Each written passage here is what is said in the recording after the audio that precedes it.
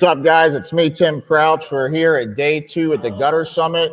We're doing a little something different this year. We're doing, the podcast right here on the spot live. Today I got with me Joshua Cates. What's going on, brother? Hey, how you doing? Good, man. How you doing today? I can't complain. We're at the Gutter Summit, so I've been learning a lot of stuff. Yeah, man. For sure. This is your second year, isn't it? Yep. Okay. It's my second year. Came last year. Yep.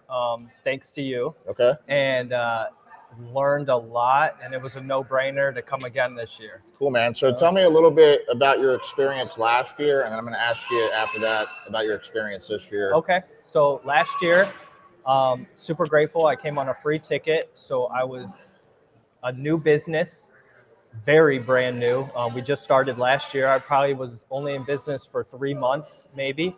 And I'm a gutter installer at heart.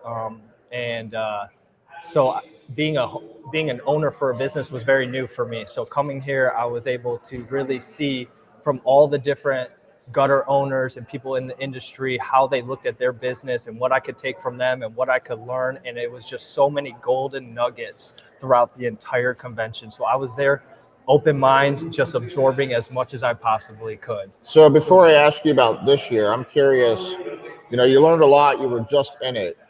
Is there anything you implemented throughout the year that helped you along, or kind of, how was the next 12 months before coming to Gutter Summit again?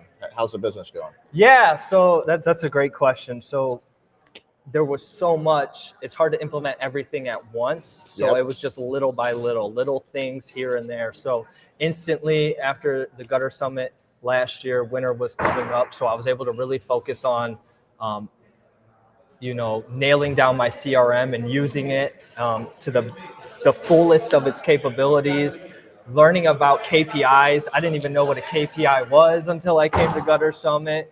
Understanding my accounting, my finances, revenue per hour, all these different things, all these different terms, started learning all of that. And then through the winter, really focused on my sales process, developing SOPs, and then just learning to take advice from people who have already been where I've been at. And collapse in time. Exactly. And so where's your business at now?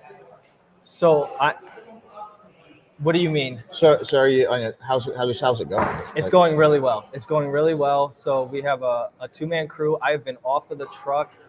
I was only on the truck 1 week, probably in the past 3 to 4 months. Really? So yeah. So about 3 months ago, you ended up getting off the truck. Yes. And what helped with that, you did that all within a year. All within a year, yes. All within a year, I've gotten off of the truck. And what helped with that was hiring a virtual assistant, making sure my guys were being accountable for themselves, and building a company culture, which was really brought up during the summit last year. And it was brought out here. I sat down with my guys and started having team meetings. That's what the coaches were telling me. Yep. You and Grant started having team meetings, building this company culture. We sat down and developed our core values together, the whole entire team. You involved them in it. Involved them, yep. You gave them ownership. Yes, and they look at the business like it's their own sometimes, right. Which is nice. But you created that because you gave them the space to have input. Mm-hmm. They know that you value their input. Yep. Which that's really important. Like if your guys are coming to you and you don't receive the feedback that you're getting well from them, mm-hmm. They're not going to keep coming to you with feedback. They're not going to keep trying to help the company along. Yeah. Because they got shut down. Yeah. But if you involve them in it and they know that you care about it, mm-hmm. You're building that company culture there. So that's amazing. Man. Yeah, and it's thanks to you guys. You guys helped me with that. Because I'm great at installing gutters and teaching someone how to install gutters, but instilling core values and instilling all these other things, I'm still learning. But it sounds like you're natural at it. I'm trying. Not too many people can get off the truck in a year. Yeah. I didn't get off the truck in a year. It took me about 2 years. Okay. So you're ahead of the game. Yeah. Yep. Yeah, and it's a 2-man crew, and they're doing good. Our goal was pretty low for the year for gutters, and we're about to reach that goal. Yep. We have another department for roofing, so that goal is separate, but It's been really, really nice. The gutters are the only thing that's in-house in my company right now, and I just love gutters. They love gutters, and we just, it's nice. Cool, man. So let me ask you, this is year 2. This is our first full calendar year. Yeah. Year 2 at Gutter Summit. Yes, year 2 at Gutter Summit. Year 2 at Gutter Summit. The second year, what is it? Is there any differences in the summit from this year or last year?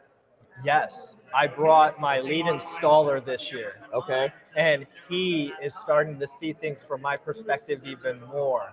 And he's absorbing all these leadership talks, how to communicate with the homeowner, because my installers also sell. So this has been really good for him to really absorb and so you're investing in your guys. Yes, absolutely. Right. And that's important. Like, people want to work for someone who's going to invest in them. They want to work. Nobody likes stagnation. Like, really, I think what keeps humans happy is growth.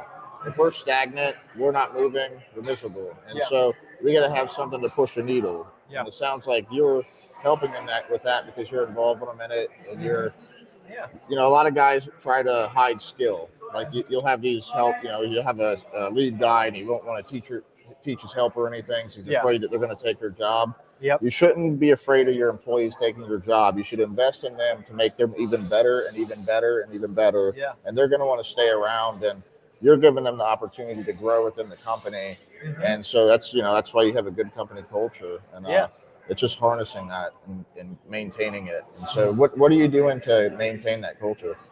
Well, I'm an open book too with our company meetings. Yep. I let them know all the stuff that goes on behind the scenes, what I do, so they understand that, I'm off the truck, I'm not there installing with them, but I know everything that's going on, and then they see what's going on behind the scenes. Right. You know, sending out the invoices, when I hired the virtual assistant, all the things she's taking care of, the phone calls, you know, all these different things.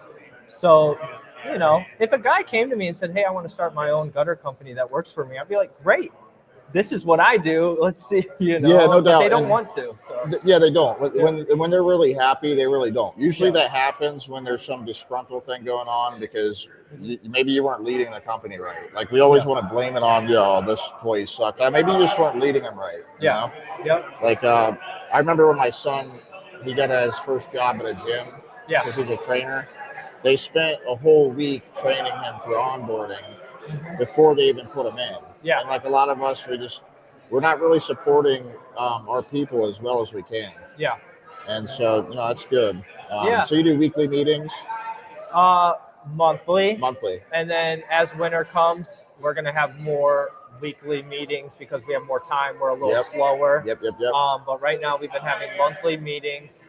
And then I try to have everybody at the same meeting, but sometimes it's split up, like production, sales, and so it's kind of been, you know, different meetings so far. So, and I let them participate. It's an open meeting, and we talk about what went wrong this week, what went good, what can we do better, and we're always trying to grow with it. And you said something about being an open book. That's one thing. When you do these meetings, or at least when I do meetings, I like to involve them in the numbers. Mm-hmm. Like, if they, when they just see 3,000 checks, they're picking up checks from the homeowner for $3,000 a day or whatever it is. They think it's all profit if you're not involving them in it. Yeah. And that there can cause disgruntledness. But if you involve them on it and show them, like, we want to be a profitable company, and you involve them on the numbers of it and show them, like, how waste can change the numbers, and involve them in it all the way and be transparent. Yeah. I feel like that just builds a better company culture, and it gets them on board, and they understand the business more. Yeah, no, you're absolutely right. And fine tuning those little things. Like, we were having an issue where we just kept forgetting things for a job, and then they're going to go pick up something. And I'm like, we need a checklist. We need something so small and easy that should have been implemented a long time ago. Sometimes the small things you overlook, and we're like, okay, we need to stop wasting time driving around getting materials, make sure we have everything ready in the morning. Because a checklist doesn't take that long to check off. And it's like, something so simple. You should have one to load the truck with, and you should have one to pack up with. Yep.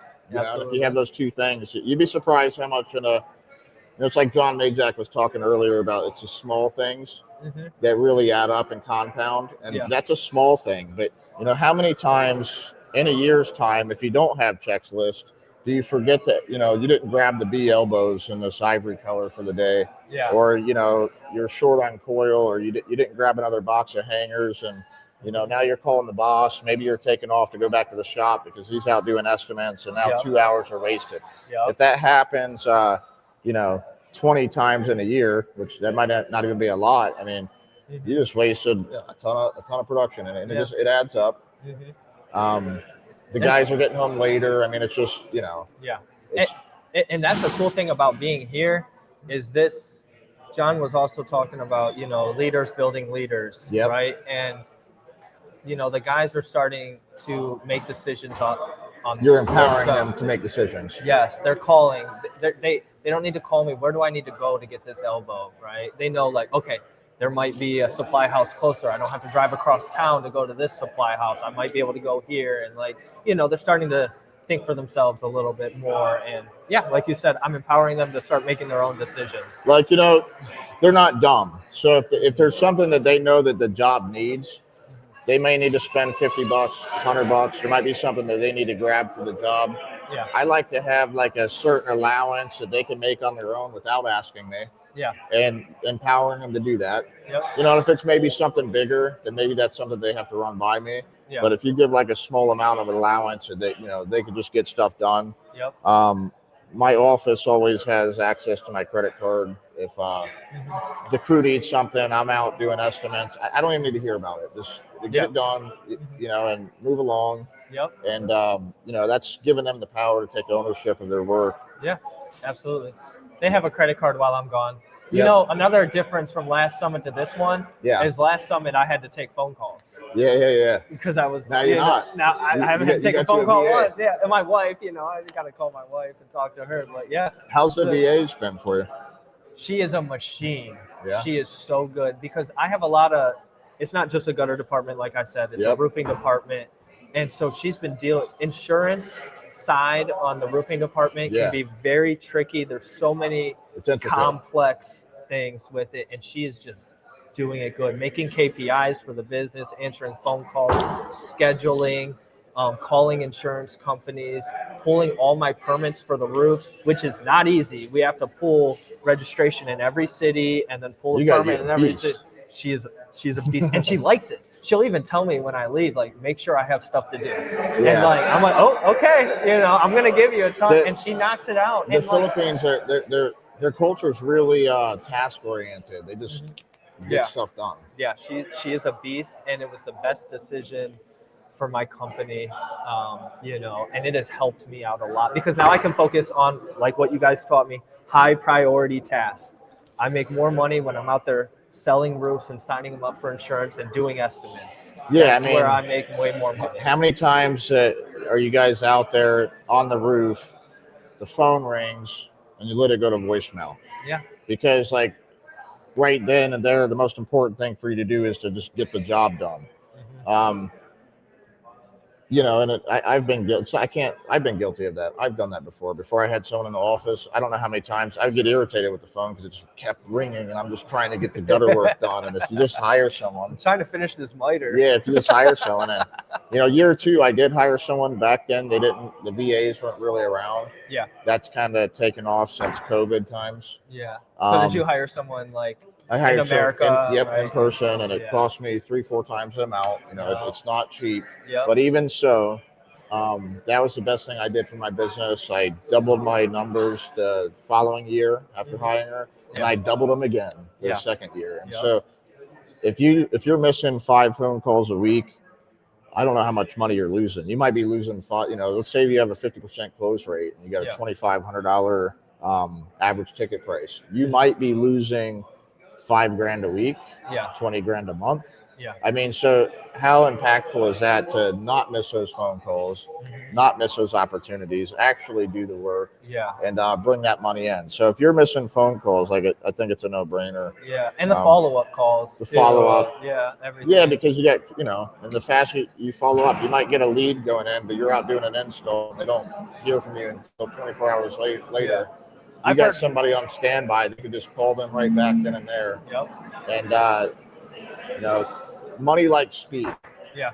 And so the slower you do things, the less money you make. I mean, just people don't like waiting, especially in the society now where we got 30-second reels and they just want to go on to the next video. Yeah, dopamine hit after dopamine hit, and it's just, it's all bad. I will say, going to certain estimates, people are shocked at our communication, and another thing that the VA set up in automation sends them a text when we're on our way, reminds them of our appointment. We show up to the estimate, and every time I go, it's like we've had 3 companies just never call us and never show up. So they're just leaving money on the table. The next thing I really am going to work towards is after hours, right? So AI is starting to get a little more powerful. So you Ryan? After hours text messages and phone calls, we're going to have to take. Yeah, you're good. So keep going. No, yeah, but the biggest thing I want to implement next is after hours. We're getting a lot of phone calls after hours and weekends, and we're missing some opportunity there. So that's the next thing I really want to focus in on and hone, which you guys have the AI thing that you guys are using. So going to explore my options on that. Let me ask you a question. What is your superpower in business? I know you said you're an installer at heart, but it sounds like you're becoming a pretty good businessman. I think my work ethic. Your work ethic? Yeah, I'm grateful. I was just born with a good work ethic. Like the hustle, the drive, and just to lay it out on the table. I have 6 years sober, and so it really, I worked hard to get sober, and that was one of the hardest things I ever done. I feel like if I can do that, you can do anything. Yeah, it's like. Yeah, well, I can always be a better father. I can always be a better husband. I'm always working on all of those things, a better leader. But it's like seeing where I was and where I am. If you would have asked me 6 years ago, I'd be sitting right here on this podcast talking to you. I'd be like, you're crazy. Yeah. So it's my work ethic for sure. So I started out digging holes for $10 an hour when I first got sober. Concrete down to the footer of houses. Yeah. And then just rough labor my whole life. And then so. Let me ask you, how'd you fall in the gutters? Huh? How did you fall in the gutters? So I had a friend who also was in sobriety, and he said he'd give me a job for $20 an hour. I was selling roofs, and then I was installing gutters full time. Yep. And so I learned how to do gutters through him. And with that knowledge, I went to the roofing company that I worked at, and I said, we need to make in-house gutters. We need to stop subbing all this out. Yeah. And they let me run and create the whole in-house gutter department at the roofing company. Unfortunately, I got hurt after about 6 months, but we were killing it. We were doing really good. I was training guys while I was there, and I had basically the company to use to really learn even more. And you always learn more when you kind of just throw yourself out there and you got to figure it out. You want to do a podcast in a minute? Yeah. Hey, my other guy didn't show up. You want to jump on early? I said my other guy hasn't shown up. Do you want to jump on early? All right, cool. So, one golden nugget for the audience. What's something that you think that they don't be scared to reach out for help. Yeah, don't be scared to reach out for help and call. Don't be intimidated by the coaches. Like, reach out to them. They really want to help you succeed. So they like serving and they like giving back. So don't be afraid to, get over that fear and ask for help. Awesome, brother. Yep. I appreciate you coming on. Appreciate Cool, it. man. Thank you. What's going on, man? Good. Huh? I gave him some. So underneath the thank you, bro. in the Piedmont, underneath the blanket, I got him stuff underneath there. Like to the right, you'll see it. Just put it on there. There we go. That's what I thought you said. Yeah, man. What's up, Nicholas? How you doing, man? Good, man. Great to see you. You too, bro. Yeah. All right, let's do this. Okay. It's hard because on Facebook, you're looking at pictures. And A little tiny picture. Yeah, Well, and my picture is like a big picture. My face is that big, right? Yeah, man. Good deal, brother. So, all right. I got Nicholas Nelson here. Nicholas, let's give us a little bit of background. Yeah, sure. So I am co-founder of Grizzly Brothers Gutters. We run our gutter business. Me and my brother run our gutter business together. I spent almost 20 years in corporate America. I worked for UPS. I was a senior marketing person there. I took a buyout a couple years ago because I didn't want to be a corporate guy anymore. Yeah. And my brother Reed was hanging gutters. And said, hey man, let's get in home services and let's start a company and let's hang gutters. So that's what we did. We started about 2 years ago, and we've been off to the races. One thing that really changed us, so almost a year ago, a little over a year ago, we joined Gutter Growth. Yep. And it literally changed our business in every way. We were really struggling. We were barely making it. We had like 3 jobs in August of 2024. I remember that. And where you at now? Well, we probably had 30 jobs in August. I don't know. We did about 70,000 last month. Yeah. So we had a very full month. We were very busy. When you got into Gutter Growth, how much revenue were you doing per month generally? So if I were to take the average from the first like 7 or 8 months of that year, of last year, probably around 20. 20? Maybe you're at probably less now? than 20. Our last 3 months, we've been over 60, 60, 70, man. 80, that's somewhere good, in there. That's where we're tracking this like month as well. 300% growth. Oh, yeah. It's been fantastic. Yeah. We've been at least 100% growth this entire year. January, February, we're slow, I think, for everybody. We're slow for us, too. Man, we ramped it up in March and just never looked back. Hell yeah. So, a year ago, we were kind of operating out of our garages. We had just bought a trailer. It wasn't even wrapped yet. Hadn't bought a machine yet. And now we have a machine. We have a shop. We have a wrap trailer. We're getting a truck wrapped soon. We're cranking away. Let me ask you, how's your experience been so far at Gutter Summit? This has been a fantastic experience. We did the VIP event yesterday. Got a great tour of Spectra. I was here last year. I got to see it. My brother was here this year, and he's our lead installer. So he got to actually see how things were made. He was super excited for what he saw there. And then we won a bunch of stuff. So if anybody needs some ground spouts, so we can definitely hook you up. And what did you think about that Spectra tour? So, I think what people don't grasp until they see it is like the sheer volume of what's going on inside of their factory. And when you think about it, there's other factories and other people making all this aluminum too. So here's kind of like my bigger picture takeaway. All this aluminum is getting turned into gutters somewhere in the country. That means those jobs exist for you too, right? You just got to go and get them. I remember standing at the dock at somewhere picking up, and there was just a pile of coils. And I'm picking up like 8 downspouts and 1 coil for our job. Yeah. Probably the second job we were going to have that week. I'm going, man, there's a lot of people doing work right now.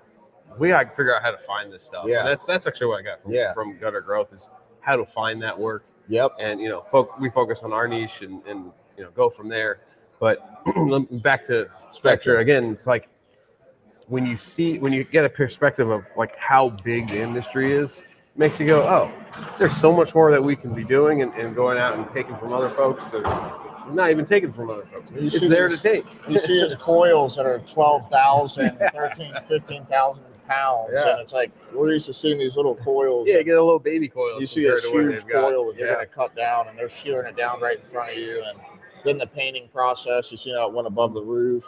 Yeah, that way they can turn the coil around. Yeah, I mean, it's pretty incredible. They use Sherwin-Williams paint. down. Yeah, great and, quality product for sure. Yeah, no, it's wild. The downspout machines, the elbow machines. So I never seen any of that until 20 years in. Yeah, exactly. It blew my mind. Yeah, it certainly does. My background when I was at UPS, I got to go inside of all kinds of companies to see how they operated. And I've been a lot of places, right? So this was definitely a high up on the list as far as most impressive places I've been. It really is probably top 5. It's from like a manufacturing perspective. And then I see it all the way to nuts and bolts to being on. There's so much that has to be done before it even gets to us, and we don't even really think about that. We're just thinking about the installation process. Yeah, we're worried about such a minute little thing. Right. But if it wasn't for these companies doing these type of things, and what's crazy is just that place never shuts down. It's just 24/7 production. Just running. It's just running. Yeah, it's an amazing place. It really is. What about the? Did you check out the soldering training or the underdecking? We did a little soldering training. Yeah. That was great. It's great to play around with that, and looking forward to doing some more copper jobs in the future. The underdecking, we're from Texas, so there just aren't really many decks to even underdeck there. Yeah. I did look at it. It's cool. I can relate. In Florida. Florida's kind of the same way, right? There are a lot of wood decks. So, but if you do, it's definitely a good add-on service to do. I definitely agree. Yeah. And then knowing soldering, I mean, I'm not even that great at soldering. But when I started selling a lot of copper, I was off the truck, so it wasn't me doing it. I got good at selling it. Like myself. So that's all you need, man. If you got someone that's able to do it, and you can send your guys to the summit and have them learn how to do soldering. Come learn some things, absolutely. Yep. So what's been one of the biggest takeaways so far? Now we got another full day and a half. Ooh. A lot more summit so far. left, I haven't got a lot of summit in yet. Our guest speaker that came in, I think he was fantastic. Michael. Yeah, that's right. Average sucks. So what was something that you took out of his speech? I really like to have when you're talking with your kid, give them a way to respond back to you that isn't that's on their wavelength, which is give them a reason to argue with you, but in a positive way. Yeah. So his example was, instead of asking them how their day at school was, say, hey, I bet you didn't learn anything today. Get them to fight back to tell you that they learned. It's a great little mind shift, and I think it'll work pretty well. I gotta try that, man, because I ask my kid every time. He's like, "It sucked." I'm like, "Come on, man. It was good. Tell me one thing." I try to get him to tell me one thing, so maybe I might switch that up a little bit. What's interesting is, my daughter's 4. She's not like that. She's so excited to tell me about school every day. Yeah. Hopefully it stays that way for a long time. Yeah, that age is great. And then they, 15, 16, 17. Screw you, Dad. Yeah. I know it's coming. Yeah, enjoy it. That's another thing. I had kids real young, and I was definitely hustling, but you want to enjoy that time with your kids. Yeah, absolutely. And when you got the right systems in place in business, and you're not wearing all the hats, and you can develop a good company, you're able to do that. It's tough when you're doing it all. Well, that is one of the reasons I left my corporate job. I worked a lot, 11, 12 hours a day at a desk. So it was not good for my health, not fulfilling whatsoever. And, the first year of business, I had quite a bit of time with my kids because we didn't have a lot of work. Now that's changed. I can still manage it a lot better. I can go to school pickups and all the other things. And, that is one of the top reasons why I got into entrepreneurship, because I want a little bit more control over my life. In the beginning, it's tough. It is. Yep. We actually are a user of secret weapons. We have a VA that's working the phones for us and doing our social media. No.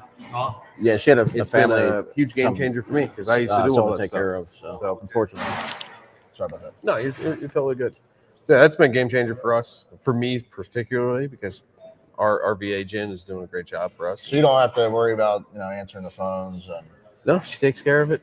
You got socials taken care of. Socials are running, and that's something lots of comments on that. A lot of us guys are neglecting our organic social, but the video content is so important right now, and the way Facebook algorithm is working, it used to, you could target your area and do targeting on your ads and stuff, but what's actually working better is if you just get on video and you state the city that you're in and you're talking about, I'm here in Dallas, Texas, talking about gutters and stuff, and Facebook's doing a better job at the algorithm of putting that in front of the right person. Really important that you say the city that you're in. And the AI is listening, and it's going to target it wherever you are. And it trumps the targeting. It just does it on its own. So video is so important. If you have someone posting for you daily, you could give them tons of video content. They could chop it up, and now you got reels going out every day. It's hard to stay on top of that. Do the estimates, answer the phone, control order materials, set it up in the shop. Get the orders picked. If you could get that stuff off your plate and do high value tasks, like worry about doing sales and not worry about answering the phones, and you're gonna go a game changer for us. I mean, that's what's allowed us to continue at a rapid pace. You get more clarity in the business since doing that. 100%. Yeah, you can focus. You're not distracted by every phone call. Every 5 minutes the phone's ringing. Yeah, half of those are spam, but it's still a distraction. You don't know it's spam till you answer it. Let her take care of that, right? Yeah, that's the thing. You got a business number, you're going to start getting spam calls. You get a lot of garbage. You'll end up getting sold on a list, and Mm-hmm. You know, so it happens. So it's better to have someone else answering it and focus on high value stuff. Yeah, I'll tell you on Facebook, since we've hired her, we are now getting leads, like direct messages from Facebook. Are you really? To do work. Yeah, oh yeah. Okay. Oh yeah. Do you have her posting in like local Facebook groups and stuff like that? Just 2 that we belong to that are like super local. You know, I set that up with her. I haven't really like revisited it to expand that, but that's definitely something I need to work on with. And that's why the video is so important.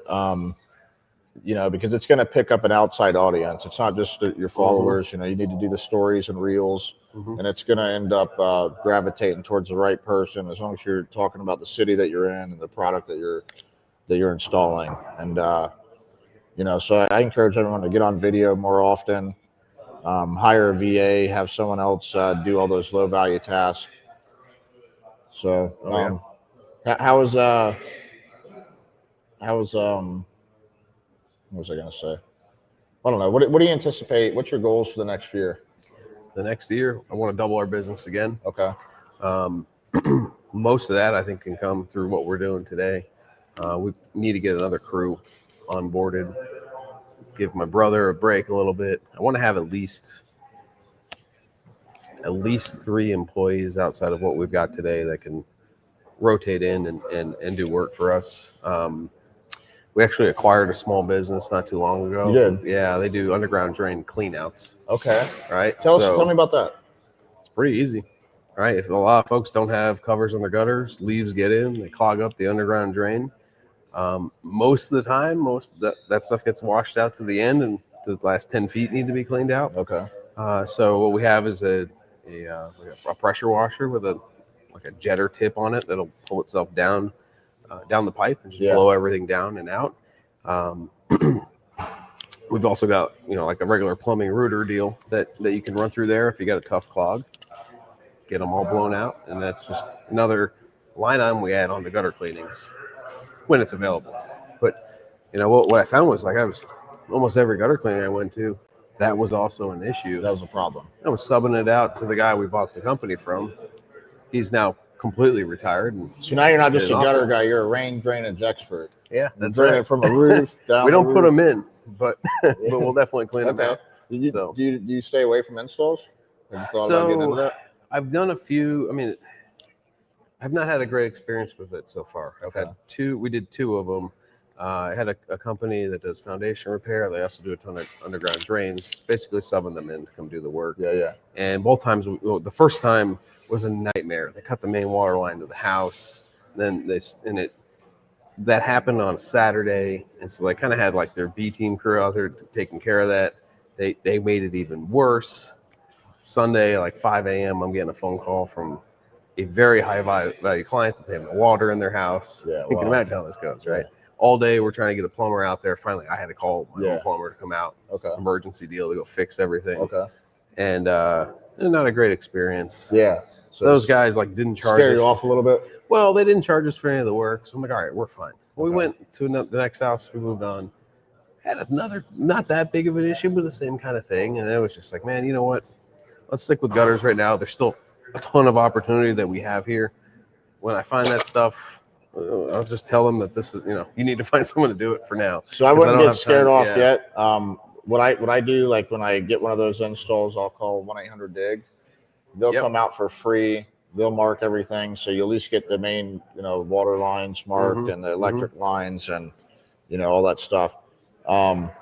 You don't know exactly necessarily where the sprinklers are. So I like to keep some pipe on me, different sizes, different. Well, that's why you got to have a guy that they just do that work, because that could happen on, you know, 1 out of 2 jobs or 1 out of 5 jobs. It's not a big deal because that's not a main water line. That's just a sprinkler, and you could fix it in 5 minutes and keep moving on. But as long as you have like those main things covered, and especially electric, you don't want your guys to get into that, and that could get dangerous. Yeah, for sure.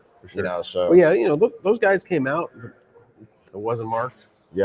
Where they hit. So it happens. And what I also learned is if they hit something that's not marked, it's basically not their fault.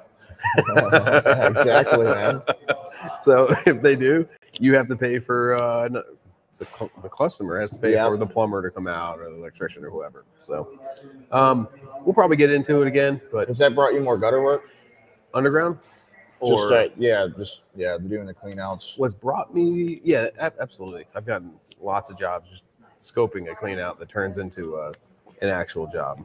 Where was I going with that? Just being able to have a handful of folks that I can refer out for all the other stuff that I identify when I'm there has gotten me a lot more jobs. Okay. I would say that. So you got like referral partners, is what you're saying? Yeah. I got roofing one company. roofer that I trust, and I like a siding and windows guy. So they'll take care of rot and fascia. Yeah. So do you do any networking or? Not enough. I mean, that's my children are little, so my time to not work on in Grizzly Brothers gutters is fairly limited at the moment. Yeah. But we'll definitely do more of that. I need more of those types of partners. But what would you say that your superpower is? Superpower?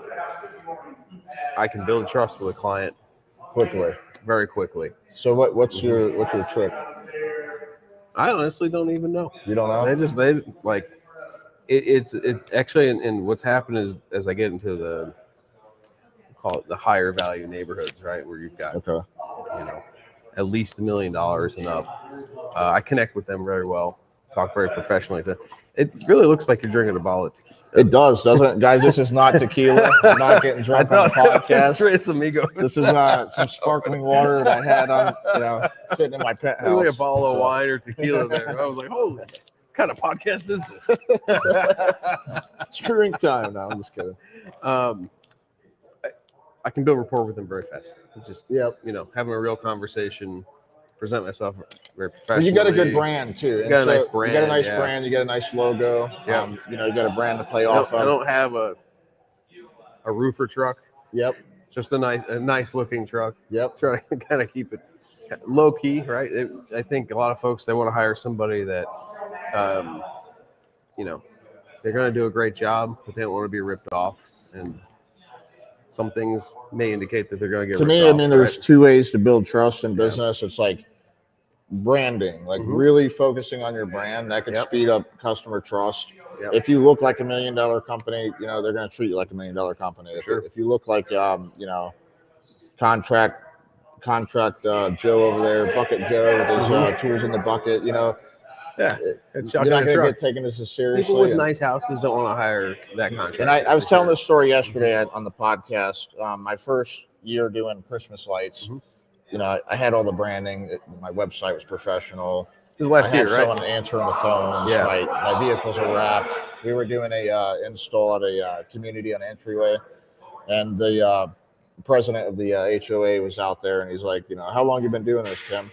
And I had 3 of my guys out there doing the work, and I was like, this is my first year. It's my second job. He looks at the guy next to him. He's like, I think he's kidding. And I didn't say nothing. Yeah. I was rolling it. I love it. I'll tell you one thing that really I think has actually increased our take rate outside of all the stuff I do in sales up front. We're a family business. Well, all the stuff I normally talk about is in Jobber. I added a picture of Reed and myself and our family. We got 4 little kids. 3 in that picture. 1 was on the way at the time, but that family picture is at the top of every quote that goes out. Oh man! And man, that's slick. The rate has got. I get people call me, hey, this, that. People like to know who they're buying from. They like to they want to know and trust you. Exactly. Last night I got an email from a guy. Did the small estimate for some gutter guards. It was like $1,500. Yeah. Got an email that was at least that long, a couple paragraphs. Said, hey, blah blah blah. Thanks for coming out. You were 15% higher than my lowest quote, and it's gutter guards, so I'm just gonna go with them. But I really appreciate you being here. Blah blah blah. I even wrote you a 5-star review, which probably can't see it. Maybe let's see. It is 2 paragraphs long. At the very last sentence, he said, "I did not use their estimate." That's so. People are funny. Get a connection with people. Yeah, man. And I get a lot of messages like that now when they see it's a real family business. Yeah. Everyone wants to support you and spend a little time with them. Yep. And I'm sure that builds trust too. I mean, they know that they're dealing with a family man. Yeah, You absolutely. know, this guy cares about his family. Absolutely. One other thing that I've found has been fantastic is, and we're thinking about switching to this, is not working Mondays in the field, but running jobs on Saturdays. So that my big nice trailer is wrapped on Saturday morning and everyone is out, you know, doing the yard work. That's really especially smart. in these new neighborhoods where no one has gutters. Like, man, Are you, better are you marketing working can it? you get? You need to be putting signs out at those houses. Hitting Oh yeah, 20 we do door tons of hangers signs and all that kind of stuff. But Do you if you're notice? if you're out there on a Saturday, you'll have 3 walk-ups. And do you notice on Saturdays people are in better moods and they just say yes more? Yeah, I noticed that. Well, and that was the other half. While those guys are installing, I'm out doing my high value proposals. All right, going to like the wealthy neighborhoods, and I'll spend an hour and a half, 2 hours with them, but I'm walking away with an $8,000-9,000 ticket, and that rate is basically, I'd say it's probably 90% on that. If I can get there on a Saturday and spend some real You time, got a 90% close rate on a Saturday. Yes. I mean, it could be true. I've went out plenty of times and I hit like 4 for 4 or 5 for 5 on a Saturday. Sure. People are in better moods, or they're in better moods. They're willing to spend more time with you, and if it's a huge house, you need that time. I mean, think about all the things that we have to do during the day on a business day, and it's the same for them. Yeah, I mean, like unfortunately, nobody wants to spend an hour with Saturday, you at 5 p.m. Yeah. And they probably don't want to if they take the day off, okay, fine. But most of the time during the week, is people are work from home. Yeah, they can spend 20 minutes with you to look at the quote and kind of listen to whatever you have to tell them. But a lot of times, it's all you need. Higher value sales usually require a little bit more time. And then honestly, just being a good person and an honest and transparent person that's authentic, people pick up on that. You know. Yeah, for sure. So that's half the battle right there. You know? It is. Just building trust. What's going on, Zach? Good. Take a picture. What's going on? What's up?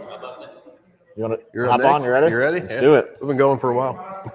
All right. Appreciate you, brother. Yeah. Yep. She's got a mic for you. Huh? Good, man. Yeah. You having a good time? Yeah, I bet you are. Yeah, good. Got signed up for 𝐬'𝑋. Oh, did you? Yeah. I got an 𝐬'𝑋 job that's closing right now. I'm waiting for him to get the face shit on. Nice. Shout out 𝐬'𝑋. Nice. So, They're the next booth I'm going to. what's that? So they're the next booth I'm going to. So, when I what's get up, a chance. Jesse? How you doing? Good, man. Good. Good to see you. You too, man. So I got Jesse Vaughn on the show right now. Jesse, just give me a little bit of background story. So Tell me about yourself. I own Mastercraft Gutters. I started it 3 years ago. Yep. Before that, I worked at Leaf Guard Gutters for 6 years. That's where I learned to install, and I managed, the branch. We did $10 million a year. So I managed for 3 years, with 7 to 8 crews running under me. That was Leaf Filter? That was Leaf Guard. Leaf Guard. Yeah. Okay. So tell me about that. So Leaf Guard is the one-piece gutter system. Okay. It's where the trough and the hood it goes is up all underneath the made shingle. as one piece. Yeah. Okay. And that goes up underneath the shingle. So that location, they didn't sub it out. They did in-house work. Originally, Leaf Guard never subbed it out. Okay. It was always, their own crews installing it. Now, recently, I think they've They changed were that rule. $10 million a year. Yes. What type of territory was that? Was that like one county or? No, we had all the way from Augusta, Georgia to the North Georgia line. Okay. So all it was North a pretty Georgia. big tour. Huge, smart, Okay. 3 to 4 hour territory. How many crews was doing that? 7. 7. Yeah. And so you were in sales or? I was the production manager. Okay. Yeah, I managed all the install crews, all the warehouse. Okay. And they only did chop and drop. They had one box truck with a machine in it. So they supplied all the gutter for all of our crews. Okay. They ran it very efficiently.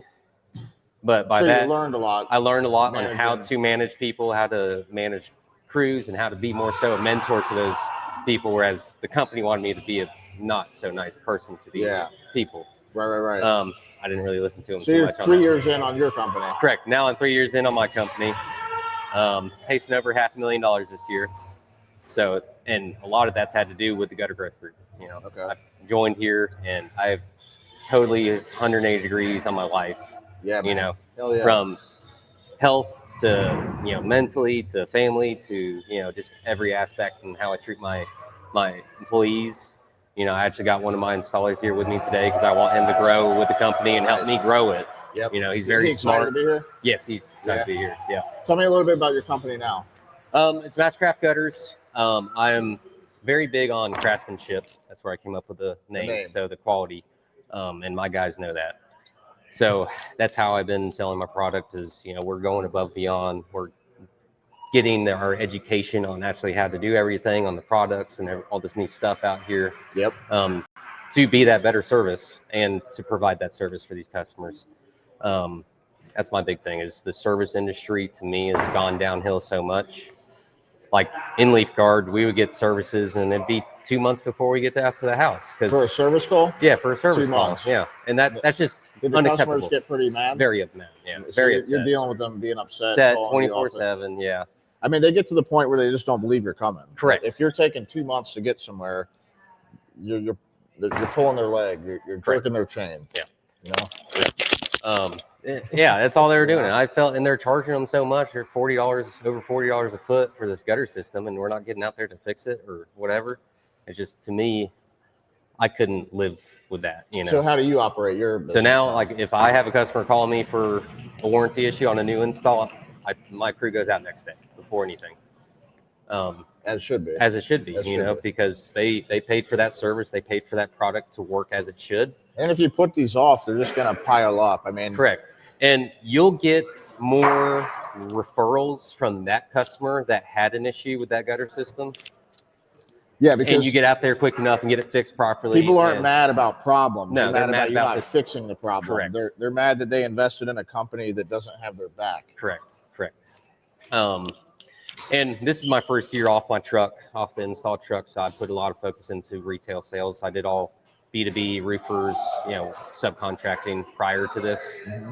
So that's where this group has really evolved my business into the next level. So tell me about getting off the truck journey.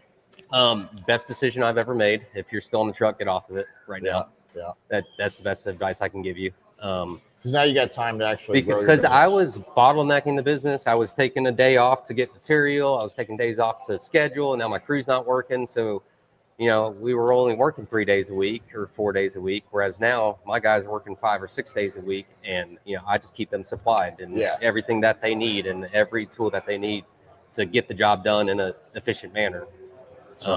Guys that are just jumping on, we're live at the Gutter Summit right now. Jesse, what's your experience been like so far at the Gutter Summit? It's been a blast. If you're not here, you should be here. Plan on it next year because you'll learn more than you need to know to keep your business where it needs to be and get to the point where you want to be, probably beyond it. What was I mean, we still got another day and a half, but so far, what's one main takeaway that you've acquired?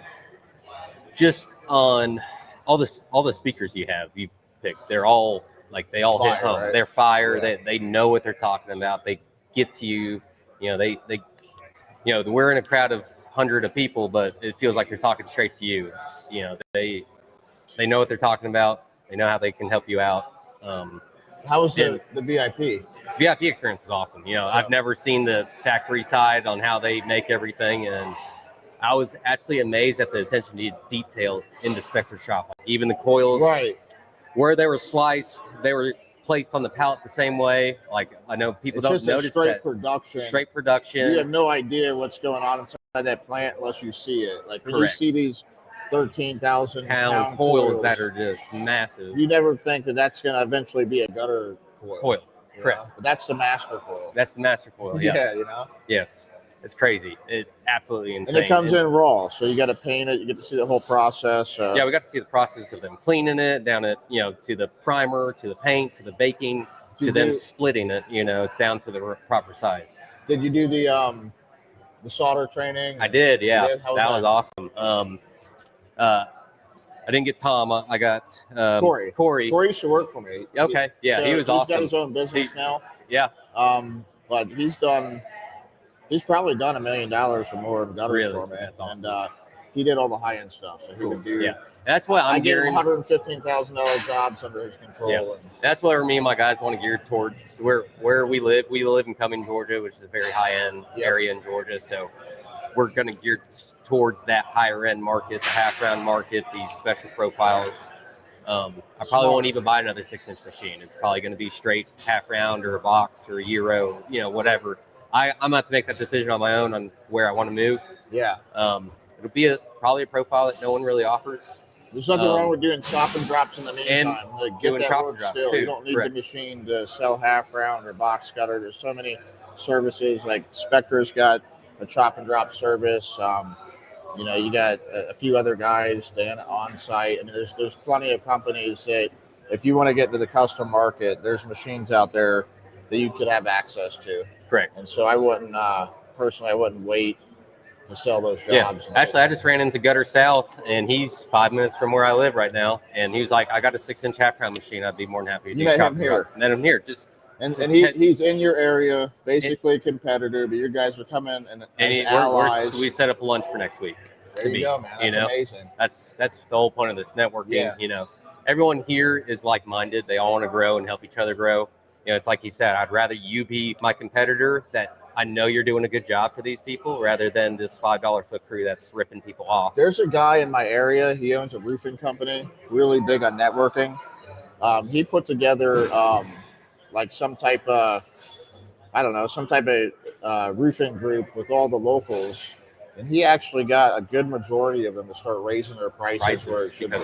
I mean, I've always joked about that. Let's get all the gutter guys in the area and make an alliance. It's hard when there's 250 of them. Correct.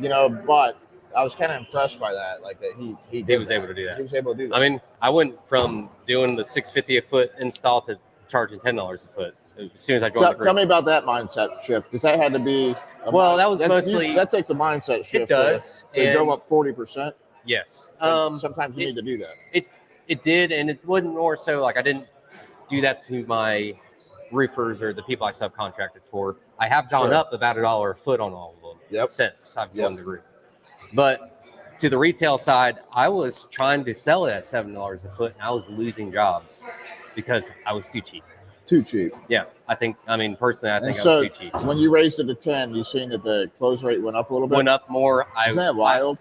But I did go up to a 10-year workmanship warranty. I did raise that. So that's way above anyone in the area that I know of. I think most people are at 1 or 2 years for the workmanship. Yep. And I might even consider going up on that from there, to maybe a 20-year, 25-year warranty. Yeah. Just to, you got to stand out from everyone. Yeah. I don't know, That's why I like selling the 𝐼𝐄'𝐑𝐄 product with Correct. the continuous hanger, because you get that lifetime warranty with it. And then you show them that you can literally hang off the system. They get that little brochure with 3 people hanging on it. I'm like, hey, I know it can be done. My partner did it. Yep.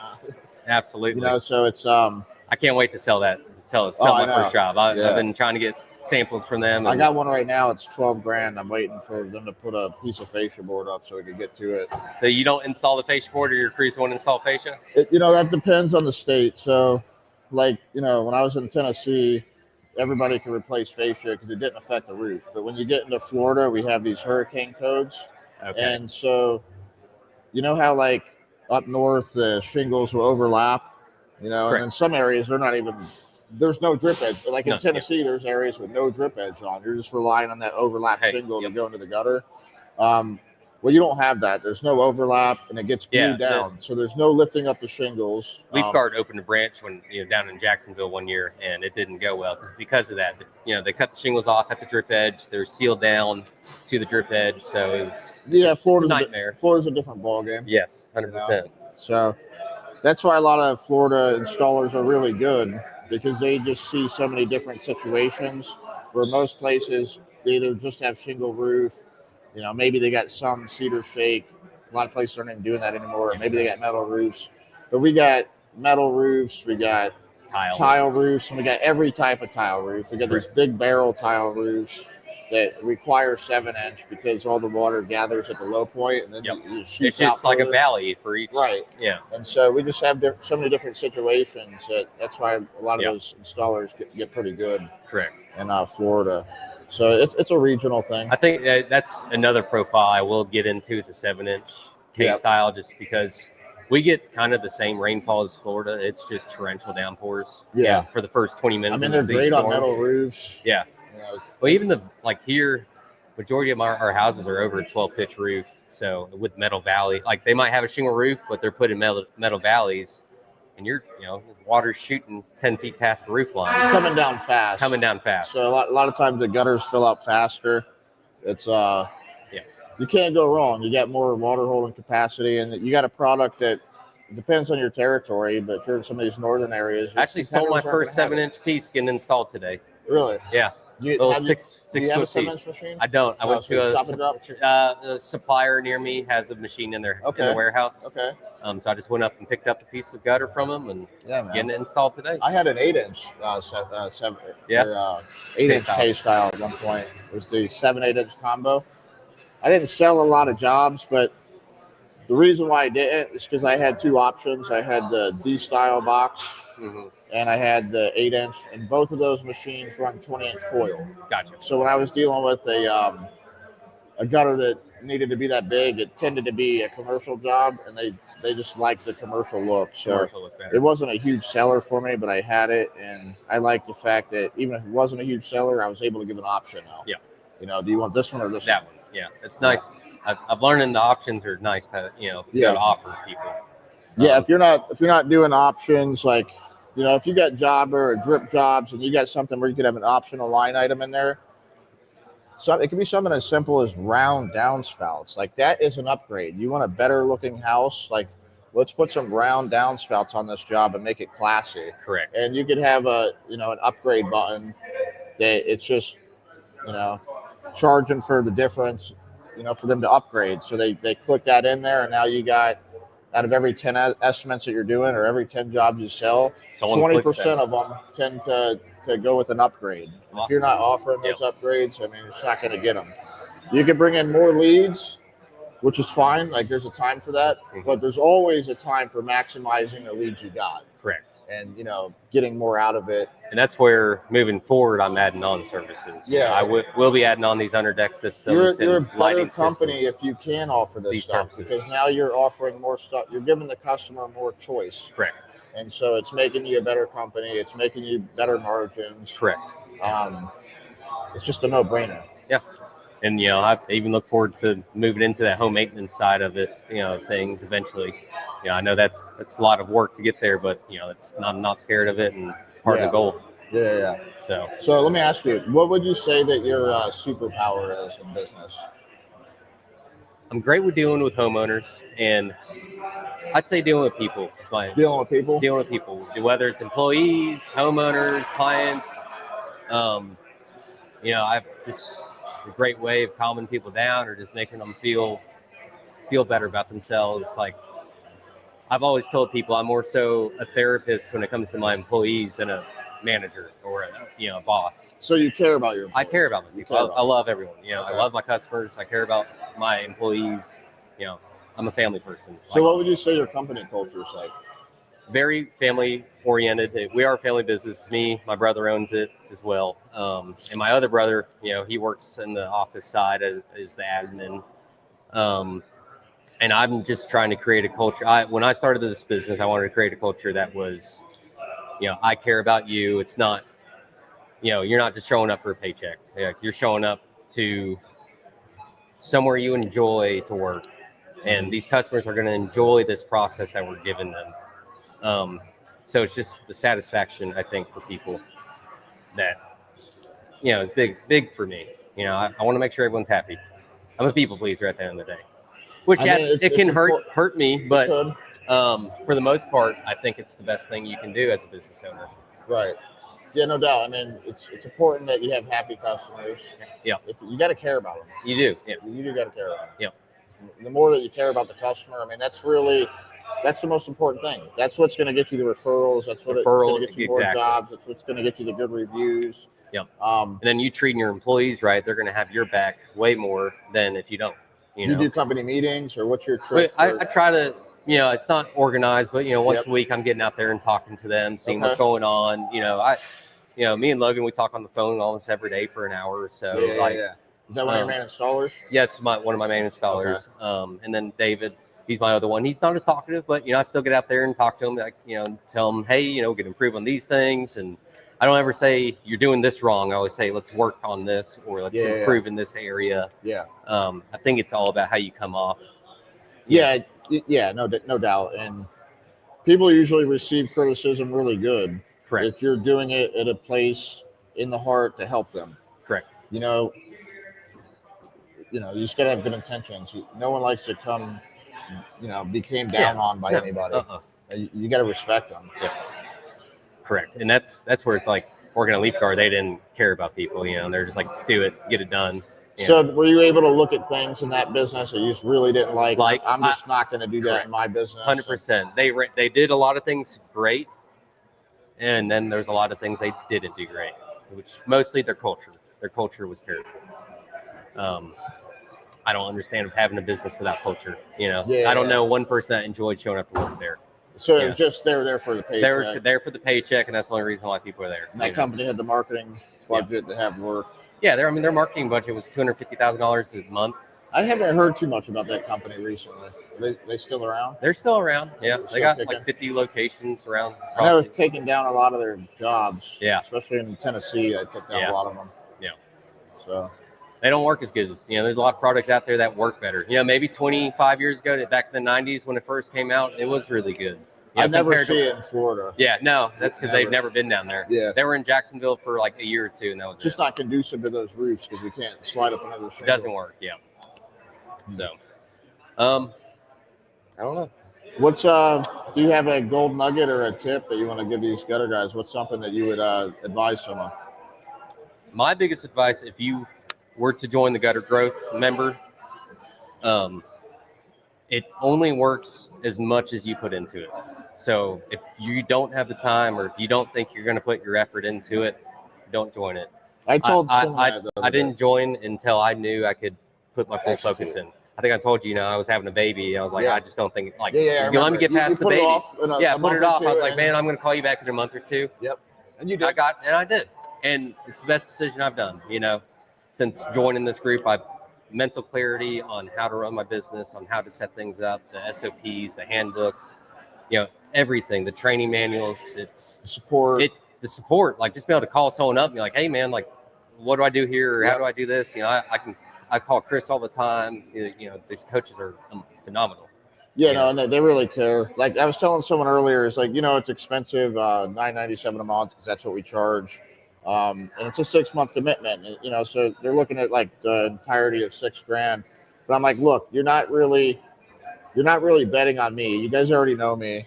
Correct. You know what I'm about. You're betting on yourself at the end of the day. Yeah, you're betting on yourself. That's exactly what I told them. So are you going to show up to every meeting? Correct. Are you going to execute on the information that you're learning? Like, so really, it ain't betting on us.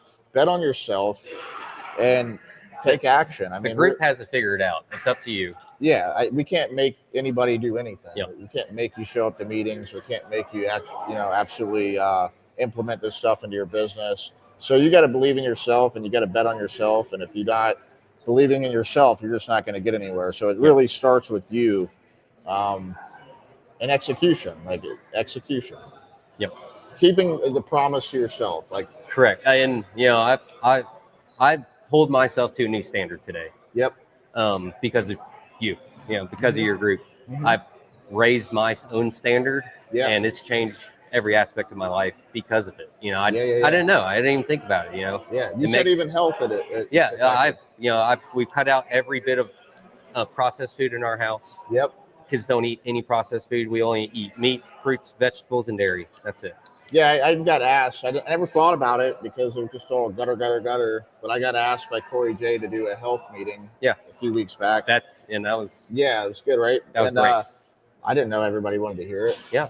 But it goes hand in hand with business. It does. Take care of your body. Your mind's going to be more clear. You're going to be able to run your business better. You're going to be able to think better. You don't understand how much the food will put you in a mental fog, I would say. Yeah, the sugar. The processed foods, the everything. If God didn't make it, I don't really want it. If it's in a box or something reconcocted or, processed, I stay away from it. Correct. I don't do sugar. I'm not saying that like I never will. I'm not, And I'm the same way. Crazy, I'm just avoiding it. I am pretty crazy about it, but I'm not that crazy. Yeah. I had some bread earlier because there was only sandwiches. Yeah, that was all there was. I had bread probably like 5 months. Correct. Yeah. It's okay. It's okay to It's do okay, it every but once in a while. As long as it's not every day consistently, you can have your cheat days. But at the end of the day, if you're focused on it, you don't even want to eat that. Well, it Once becomes you get to, out of it. It becomes to, you get so healthy and you're eating so clean that it hurts more to break that promise to yourself. And Correct. eat I mean, the I've lost bullshit. 25 pounds since joining the group. You lost 25 pounds? I've lost 25 Are you pounds. kidding me? No. Dude, that wasn't that long ago. No. I've lost 25 pounds. So you really, that's awesome. I've turned my life to Jesus, I'll be honest. Okay. I've Praise God. Praise God. Yeah. And it's been the best thing ever. Like, I got to thank y'all for kind of changing my life. I love hearing that, dude. I love hearing that. And I'm full on with it. So yeah, man. I'd like to see where you're going to be at in a year from now. Yeah. I'd like to see where I'm at too. We set a goal at 1.5 million for next year. You're going to do it then. I'm going to do it. You're going to do it. That's my goal. Make sure of that. Yeah, and we're going to make it happen. Yeah, man. So that's the thing. When I bring people on, I always ask them, and you can remember me asking you, I want to know where you want to be in 6 months, because I'll tell you if I think it's realistic or not. I'll be honest with you. If you're coming to me doing $500,000 and you want to do 2 million next year, I'm not saying it's impossible, but I'm not trying to tell you it is possible. I want to bring you back down to reality. I could see a $500,000 company doing $1 million the next year. That's huge, easy. That's huge growth. That's doubling up. And so what I'd like to do is figure out where you want to be in 6 months. I'll reverse engineer it to show you how to get there. It's going to take so many leads. It's going to take so many things to get those leads, and that's kind of how I start people off in the program. And then then they get access to all the other coaches and the stuff in the background, the SOPs, the org charts, the company handbooks. And that's all great, like all that stuff. But I think a big take is too the camaraderie in the group. Like I've met people, even other members that I call separately outside of the coaches, and we talk just because we've clicked. Like me and oh god, I can't think of names right now. James Huff's. Yeah. I like that guy. He's awesome. Me and him talk all the time. Tom's a coach, but he helped out quite a bit when I joined in, and Chris and Rob and everyone. Like they're all wonderful people, and no one's scared to answer the phone or no one's scared to answer questions. They all are willing to help you. I haven't met one person that's like, no, I'm not going to help you, or And normally competitors do that. Like they don't want to help you out, but these guys aren't competitors; they're your friends. Mastermind groups were made back when like Ben Franklin had one. Really? I think with Thomas Edison and a couple other really smart guys. I think there was like 5 or 6 of them. They would get together, and the whole idea of it is when you take 2 minds or more. Well, let's just talk about 2 people. When you take 2 minds together talking about a certain subject, you create a third mind, because now the 2 minds are coming together as a third mind, and you have a higher perspective. It's a higher thinking, perspective thinking, because you're involving more people into that thought. Correct. Yeah. And so it's just, but that was, that's the greats did it. Ben Franklin, Thomas Edison. I don't know who else was in their group, but they had a little small group of guys that would get together. They were in different businesses back then, so things have changed where industries are coming together. I watched it in the roofing industry first, and a couple other industries, and we just were lacking here with it. So 100%. And it's true. Most of these gutter companies today, they're just a guy in a truck with no direction on how to really run a business. You want to jump in here, Grant? Say hi. Yeah, we're about. We've been going for a long time. We've been going for a long time. I got a couple people not showing up. You want to hop in? Yeah. Hey, brother, I appreciate you coming on here. Thank you. Yeah, man. Thank you so much. We got Mr. Grant the Great in the house. Yeah, of course, brother. What's going on, brother? Chill, man. I'm tired. Bro, we've been killing it, man. You've been doing your thing. Hey, man, great job, by the way, dude. You're doing awesome. You did a great job introducing everyone today. And this show's been great spectacular. job with the VIP. I had to stay back here and hold it down. The VIP. Talk about that. 'Cause I didn't get to go to VIP this year. I was here holding it down with other attendees. So let's talk more about that. VIP, we had 3 packed tour buses. So we put about 55 people on each bus, and we took them from the terrace over to the Spectra plant. And from the minute we pulled up, like you just knew it was going to be a great time. Because I'd say they did great last year, but they gave like an additional 500% more effort. Seriously, they knew what they wanted to do. They had talked, and I was kind of surprised. Like I knew what Spectre could pull off, but when they were saying in our meetings the past few months, we're stepping it up, and they talked about. I didn't really. How hard? Yeah, no, they did. They worked really, really hard. We're very honored to be partnered with them on this event. But we got over there, and the food is amazing. You remember last year we had the food, so the food was amazing. Did you have tacos? You had the same chef. Yeah. He was good. Steak, all that stuff. And then all of a sudden, just you could see people were intrigued by the training. And, we've talked about that next aspect of our business. Yeah. With bringing the training, because people like the classes, they like to listen. And then a lot of people, you get burned out on talk. You get burned out. People are like I talk about, most people are only motivated. They're not absolutely dedicated. When the motivation determined, yes. When the motivation runs out, the determination kicks in. We need a lot of determination. You also need motivation. You do. Right? But motivation. It's a good starting point. It's a great starting point. Like, okay, I'm really motivated. It fades, so you got to have the determination. Yeah, talk about that a little bit. Why does the motivation, what is that pendulum where it's like, oh, yeah, I'm ready, I'm going to do it? It's because it gets hard? Well, you know what I think it is, Grant? I think that, and this is why everyone should practice gratitude. Mm-hmm. I feel like we take things for granted. So it's like we're doing the same things day in, day out. Yeah. We take it for granted. We lose the excitement. Yeah. If we wake up and the first thing we do every day is think about what we're grateful for. Yeah. You're going to stay on fire because you're grateful. Yeah. Like it's kind of hard to be grateful and not be excited.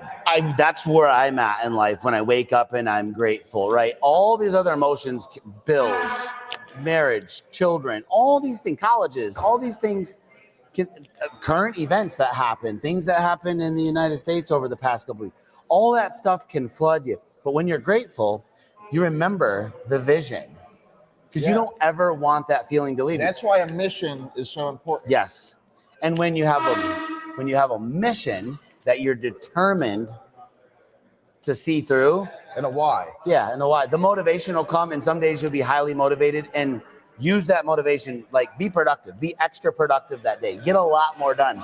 And then the other days when we're not motivated, you have those times, let's do a podcast. Yeah. Something changes. We might have to realign later. Hey, you know what? It's not a good time, but we communicate. Something else I want to talk about, gratefulness, and actually you're excellent at this. You're probably the best person I ever met at this, and I learned a lot from you. You're so grateful for all our employees, or subs, or just people working for us, and you express it and you show it. Mm-hmm. And you want to talk a little bit about that? Yeah, I think that's so important. Johnny Majak talked about trauma, and some other people have talked about levels of trauma. And I don't know if mine supersedes. It doesn't matter. But I had some trauma in my life, and the reason that I'm so grateful. Oh yeah, Corey, you get on this next real quick. Keep talking. You want to hop on in a few minutes, brother? Lined in with making sure that people feel appreciated is because for many, many years I didn't feel appreciated. I know exactly what it felt like. I know my mom loved me. I know my dad. Maybe they weren't the best at showing it. And a lot of people don't know my story. I did about a decade as a child, incarcerated on and off, just for being a kid where parents were trying to get things figured out. And that's in the 80s in Detroit, that's where they had to put me, bro. You can go just be locked up over here. What's so cool about it, man? Because someone else could have had your same experiences and then turned it around and did the same shit to other people. Yeah. Where you looked at it and said, look, I didn't like how this felt. I don't want to make other people feel like this. Correct. I'm going to do it differently. And let me take it even deeper. With me quitting drinking, you hit the nail on the head. I was serving people, I felt like at an amazing level. But then when the evening would come and I'd unwind from all of that service, alcohol allowed me to be numb from past trauma. You know who lost? My wife. When I was drinking, I don't care what I thought, what I felt, and how loose my tongue was and all those things. I was affecting Lisa. Yeah. I wasn't serving her. Yeah. I probably wasn't necessarily kind. I wasn't necessarily grateful. I was probably short and snippy and whatever it was. I don't know, but I just know it wasn't at the level that I wanted to. So when I cut out the drinking, I was able to really just be super grateful. I'll give you an example. Last night, I have situational awareness. I'm paying attention to everything all the time, especially when it pertains to me and me and my surroundings. So I'm almost always paying attention. Last night, I'm in the VIP event. Music's booming. I look outside and I see a homeless person coming across the street from the Fox. I had to go out there and deter. I didn't really want him panhandling from all of our people. And I lost a lot of sleep over how I treated him last night. Because not only he came up, started asking people for money. Tell you something happened this morning. He started asking people for money, and so I just emptied my pocket real quick. It was like $65. Like, here you go, bro. God loves you. I love you, but you can't do it here and you can't do it now. And I pushed him physically away, and I took him and I kind of took him out to the street. And I was thinking about, that's not who I am. I should have welcomed them in. That's what Jesus would have done. So I know that's wild, and that was kind of all over the place. So this morning we're doing the walk around at Atlanta. We walked about a mile. Last year we ran. Not many people showed up. I said, Tim, why did no one show up? Because I was making them run. So you're making them run. I was making them run. So I'm like, let's do a walk around Atlanta this time. So we had about 4 times the amount of people show up. I heard so that thing was awesome. Crowd. Yeah. I had them all out there.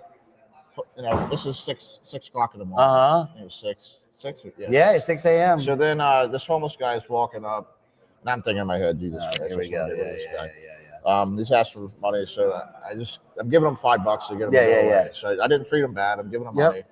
But I was in my mind like, man, this guy's just going to get away. But I handed him the $5, and then someone else handed him $5, and then someone else handed him $100. Yeah. And so this guy got blessed, and he went on his way, and then we just had a nice walk and network. So yeah, I mean, people are people, and to your point about the servant thing, though. Last night, I lost a lot of sleep. Tim, you know my heart, and I thought that like giving him money, I should have just stepped away for a moment and just gave him more. I don't know how to do that yet, but I do know my purpose and my calling, and you know my heart. Sure, it's Gutter Summit, it's Gutter Growth, it's my relationship, it's mothers, it's Griswold, it's everything that all the people I care about are doing. But for me, it's much more than that. That's just a tool for me to maybe hopefully we'll make some money on some of this stuff. Mothers will do fine, but these other things, who knows? So that I can figure out how to intentionally serve my true purpose, which is being loving towards others, regardless of how they look, feel, smell, all those things, like just love. Well, that's like what Michael was talking about today, communication, how you treat people, how you make them feel. How you make them feel. Yeah. And that goes down to even your customers, Yeah, that's really, I use that. I don't necessarily sell, but I've sold. I mean, I just try to make everybody feel great. Yeah. Our executive assistant, Angelica, who's just fabulous. I know you do it, but I pour into her every single day. I want her, the bar, hey, Angelica. So she builds this stuff for us, right? Shout out, Ange. She is serving us at such a high level. And so I pour into her a little bit every day. Like, I appreciate you. I value you. How are you? Like, nothing else matters if she's not happy. Nothing else matters if you're not happy or Lisa's not happy. Things that make them feel appreciated. We got a nice bonus for her after the summit. She's put in a lot of work. We've done a lot of work. This totally wouldn't be possible without her. 100%. This was designed. We've made the decision, and so she knows Angelica will be here next year. So get your visa, girl. Yeah, we're going to do that for sure. Let's do this. Somebody else I'm grateful for. So me and this guy work together. They've heard a lot of stories about the thousands of feet. It's true. Talking about Corey? Yeah, you, me, Corey. Yeah. So Corey was working. I stole him from another company. He worked for me for a couple of years. Then we moved to Texas. We did the Brothers Gutters thing. He came back early and then was able to come back and crush it for you. Yeah. This guy's a monster. Was it you that introduced me to him? Yeah.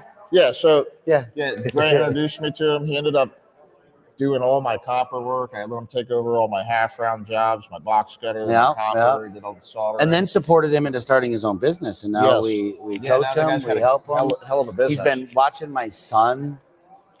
Like, my son pretty much lives at his house since we moved to Florida, dude. They take him all the time. Let's get Corey Bigham. Corey, come on and get in here. Let me get out of here.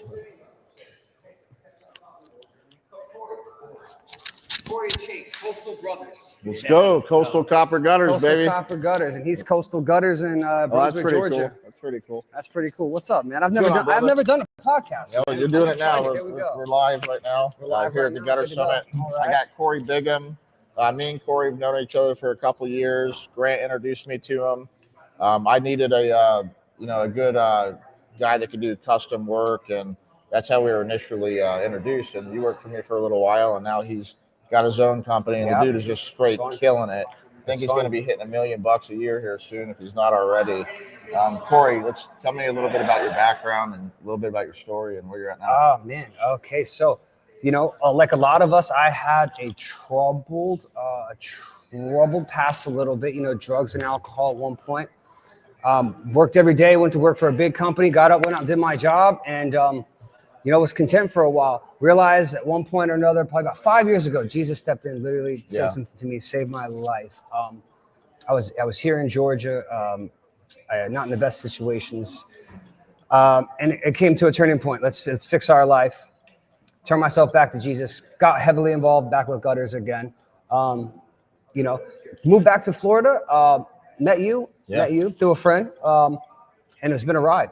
You put me onto all your custom work. Yeah. We were running big jobs. He's doing $115,000 jobs for him. It was fun. Big money jobs. And now he's doing those type of jobs for himself. We just got our first one last week. The guys right now are finishing. It's about $90,000. It's wonderful. Palm Beach Island, great place to work. Great people to work for. Couldn't ask for any better blessings than that. And it's been great, Tim. As I've learned to put aside certain things, pick up other habits, I've watched the blessings compound and stack in front of me, and I've learned to just follow through and try and see the good things come the more you do the right things. Like John 𝐖𝐄'𝐑𝐄 was saying, it's the small things that we have to just take the initiative to step up and do that we're often too lazy to want to do, but it's those small things that compound into the big things. He couldn't have said it any better this morning. So yeah, I mean, it's like working out, right? I work out, but you can work out for 2 weeks straight and you don't notice anything change. Nothing's changed. But it really has, and it's just you keep doing these small things every day, and then you wake up 6 months from now and you're like, whoa, things change. And so it's just small little incremental things that they're easy to do, but they're also easy not to do. And so you got to do the things that are easy to do and easy not to do. So I tell you what, it's, having good people in your field, having coaches like you, Grant, John, the rest of the team, pipeline marketing, it's great people to listen to. If you're not already with them, I highly recommend you check them out. Gutter Growth and Mastermind, great groups. And just like I said, taking the little steps and watching the magic happen. It does take a little time, Tim, I've learned, but patience is key. It's been fun. Corey, so this is your second year at the Gutter Summit. Yep. What was your experience last year and this year? First year was great. We had a lot of influential speakers. Learned a lot about organic marketing, sales strategies, speaking tactics. We learned CRM operations with Tanner Mullen and Drip Jobs, which is a great program. I recommend you check it out. He set me up with that. He's great. I was actually going to go check him out. This year it's great. We had Michael come through. Michael Burnoff. Then we had Sean. We've had again Tanner speaking. It's great. Familiar faces trying to preach and teach. What's one big takeaway so far? I know we got another day and a half yet. A big takeaway so far is really what John 𝐖𝐄'𝐑𝐄 said this morning. It was just the little steps compound, and it was the implementation of I like how he took the time just with the track class that we're all participating in. This is outside of Gutter Growth. Yeah, this is something separate. Yeah, but I took away a big thing. How he is making time to implement each slot of his day towards a different task, from his son's track practice to a little bit of time at home to a little bit of sales to a little bit of financial growth. So you're actually part of that track. Fearless Track Club. I am, and we have a great time. It's wonderful. And John put this thing together just not long ago, and he's already got like 80 people going. There's a lot. I mean, that's incredible. But it's just the implementation of setting a schedule, setting goals, realistic goals, sticking with them, and then watching that fruition into something tangible. And it's a great takeaway from this. And I'm sure there's going to be a lot more I look forward to learning from this whole event here. So, no doubt. How was the Spectre event? Special event was great. Last year you weren't able to go. So no, I wasn't. This year So there. it was fun.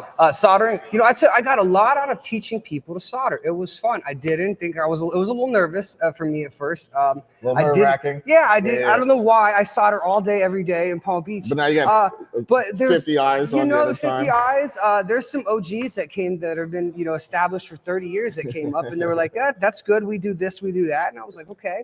And a lot to take away. But it felt great though, watching people who've never done something, me spending 5 to 10 minutes with them and them actually learning, taking it up and be like, oh, I can do this. This isn't that bad. Yeah. And like watching them walk away with a smile and be like, okay, I learned something. And that was kind of a cool feeling. Yeah, I tell you. Yeah, Oh, that yeah. was, you know, Yeah, that was, yeah. I mean, one of the good thing I could do on this thing. That was Yeah, it. man, because like, honestly, that's what we're living here for. Like, if we don't give a shit about people, if we're trying to keep people from learning, I mean, really that's what we're here to do, is to teach our younger generations so that the world keeps rolling on and keeps getting better. Like, we should have some contribution to that. And that's why it's so important as you get older to start passing on your knowledge, not to hoard it. Your legacy, yeah, absolutely. There's so many things that we've lost and we don't even realize it. Like, I'm out here looking at some of this architecture, like this building. This was built in 1902, and that The that Lutheran church main right next door, ballroom, yeah. you look up, everything is like hand carved into the ceiling, and like that skill just does not exist anymore.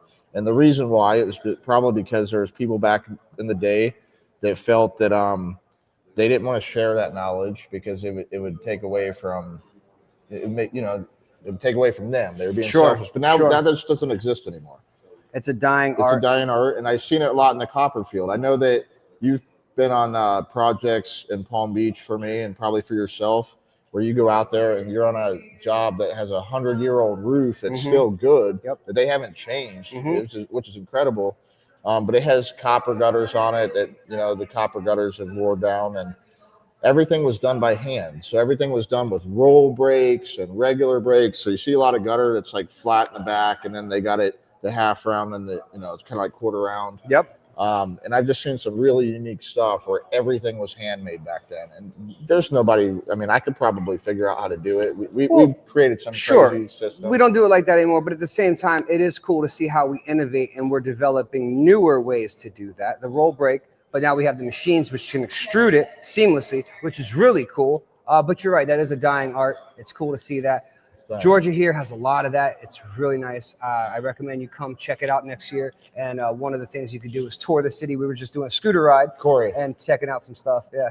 I just thought about that. Remember that job we did, that first seamless inlay gutter? Remember that, man? Just popped up on my memories. I got it. Did it? Yeah, I got it. So we had this job. I've posted pictures online before, but they had this, it was about 50 or 60 feet. I think it was 60 feet. It was an inlay gutter. And, you know, it depends. Some inlays are different, but this one had pitch board that was installed, and you had to make the gutter to fit the pitch board. And they really wanted it seamless, but it's really kind of impossible to do that. If you want it to fit the pitch board, you got to kind of measure it out, make it in 10-foot sections. And I started to think, I'm like, man, there's probably a way I could do this in seamless. And how I learned how to do that, it was kind of an experiment, but how I learned how to do it was I was making copper fountains, and I remember that. I was making like leaf fountains. I don't even think I ever made the fountain. I just made a bunch of leaves. You made the bowl. Yeah, I made the bowl. I was going to do it, but it was just tedious, and I had other better shit to do. But what I did learn from it is if you heat up copper with a torch and you get it like fire red, and it's a tactic called scorching, you pour water on it. Now that copper is pliable, and that's how people could make make leaves out of the copper, because they're making it more pliable. So we took a like a 70-foot roll of 20-inch coil. We rolled that thing out. We bought a couple propane tanks and some torches. We're sitting there torching it. We had two guys just torching the whole thing black. Yeah. I'm going behind them with a hose, scorching it. That was fun. And then we rolled it back up. We went up there. We unrolled it again. And then we took some 2x12s and some mallets, and reformed that gutter to fit the form of the pitch board. Remember And me it just- jumping up on top of it, literally walking down the line, forming it, jamming it in there nice Yeah. and tight. It came out great. It came out good. Yeah, And so they had a seamless system. I believe that I invented the first one. Ah. If someone else did that, like I don't know, I don't believe you. That's interesting. That's interesting. Yeah. We got to see. We'll have to post some pictures. And then of we that. had two collection boxes on the end Yeah. and the downspouts Yeah, going down. That came But out great. It was a fun job. we did that together. That was so. in Turtle Creek, Yeah, I believe so. Bathtub In Beach. Jupiter. Yeah, that was a Yeah. beautiful area. High-end Yeah, area. yeah, very high end. That was. So yeah, all in all, Gutter Summit 2025.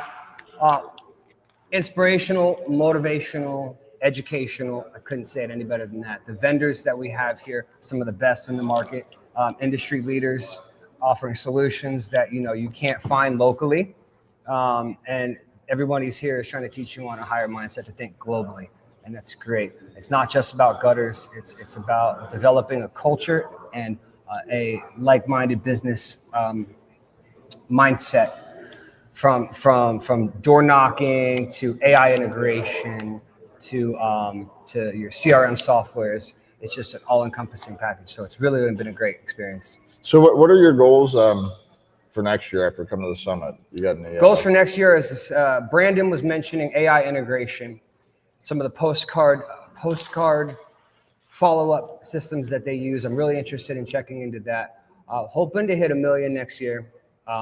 And implementing some of these new strategies, really working on the follow-up after a sale, after the close, and after the job completion. Just follow-up systems, and working on just building the brand, learning more, becoming better, getting better at this. One step at a time. Let me ask you, Sure. what is your past year? I'm really impressed with you because you went out. I remember when you first started, you were telling me you're going to start your business. I'm like, do it, execute, and You you did say it. that, yeah. And you did I it, was bro. so nervous, man. You did. You took that leap. What would you say is your superpower? You definitely have some. My superpower is just my dedication to quality and providing the best possible product for the homeowner to solve their problem. Not the best with paperwork, not the best with some of my sales skills, but I'm devoted and dedicated to when I'm in the field doing it. You're a solutionist. I'm a solutionist. I want to give you the best possible thing. If I have to redesign it 2 times, 3 times before we do it to get it right, that's what we're doing. So would you say you're winning a lot of the jobs because you're solving a lot of problems and you're expressing that to customers? I think I'm at about a 73% close ratio. Which is pretty. I got to raise my. Yeah, that's a balance. That's a balance. It's a balance. That's a balance. So start with 10%. as we try to scale and build and get an actual physical location, we got to raise prices and change some things. But if I could teach some of the members on my team to do a few things a little bit that I like to do, and then have them implement their own superpowers into it, I think the team can grow as an organization. We can grow together. I think that's a great strategy. They're good at some things. I'm good at some things. I can't do this without them, and No, it's true. Can't do anything without people. no. Well, when I started, I thought I was a one-man band, thinking I'd go out there and it'd be sell, hang, And do then you go to everything. Spectra and see That's that swearing. you won't even have the coil without them. Hey, yeah, that's right. What a facility, guys. Yeah, If you haven't had the chance to come to Georgia and see Todd's facility, what an amazing experience that is. But, Yeah, no doubt. Well, Corey, I appreciate you coming on here, brother. I got Thanks. Glenn Fletcher over here. I'm going to hop on next. Glenn's good stuff, man. Glenn's Cool, good man. guy. Sureflow Gutters. Yeah, man. Glenn just helped me out with the corner standoff in a situation. So Glenn, you ready, bro? Let's do it. All right, brother. take care.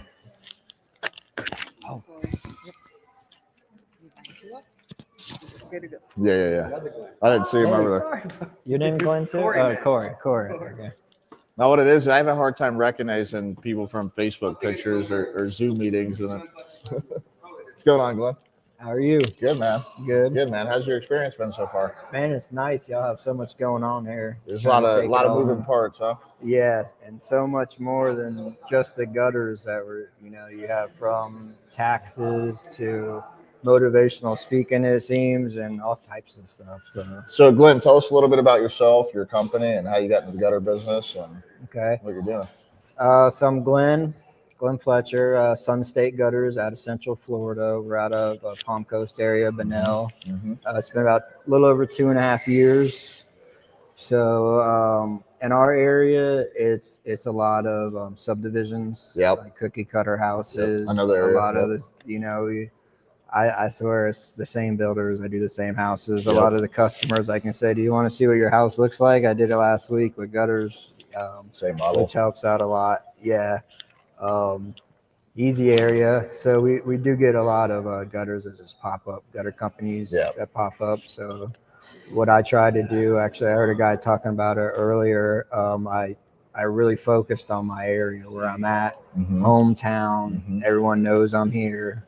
And, local famous. Yeah, kind of like that. I didn't do the wrap, and I didn't try to go too much with it. So I just did big letters, Sun State Gutters, and then I just put it on my truck. So everyone sees me driving around. They see me drop my kid off. They see me at the movie theaters. No doubt. And it did help. So everyone knows me. Right now I got with the gutter growth about 5 months ago. How's that going, by the way? You got a growth number, guys. Yeah, that was a game changer. Yeah. Okay. Yeah. So facts is my best month ever was about 25 to 28,000. When you got on board? Yeah, when I got on board. And the same month when I got on board, my best week was 24,000.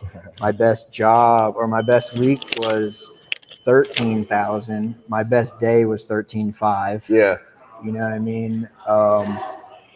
Where are you at now monthly?